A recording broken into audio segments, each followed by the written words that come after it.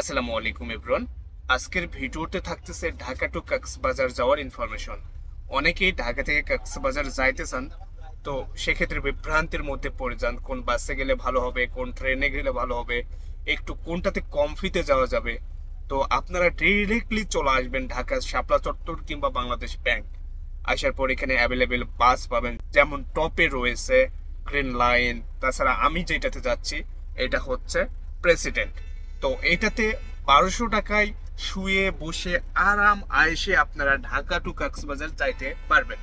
পাশেই আমার ফ্রেন্ড রয়েছে, ওর থেকেও আমি আপনাদেরকে ওর ফিলিংস কেমন কিংবা কেমন মজা পাচ্ছে কক্সবাজার যে সেটাও শোনাচ্ছে। এই মিল্লাত ভাই, ফিলিংস কেমন একটু বলে দেন তো।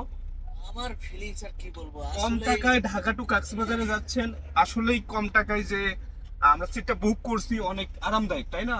আসলে স্লিপার বাসগুলোতে এই প্রাইসে নিয়ে যায় না, হ্যাঁ, কিন্তু বর্তমানে এটা একদম নতুন, তার জন্য কিছু ডিসকাউন্ট দিছে। তো সেই ক্ষেত্রে ঢাকা ঢাকা শাপলা চত্বর বাংলাদেশ ব্যাংকের এখানে আসলেই অ্যাভেলেবেল বাস পাবে, তাই না?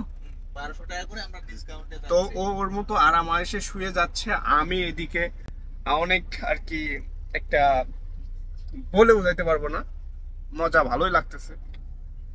পর্যাপ্ত স্পেস, পর্যাপ্ত জায়গা রুমের মতো পাচ্ছি। আপনারা ডিরেক্টলি চলে আসতে পারেন কোথায়, শাপলা চত্বর কিংবা বাংলাদেশ ব্যাংকে এসে এখানে অ্যাভেলেবেল বাস পাবেন কক্সবাজারে যাওয়ার জন্য।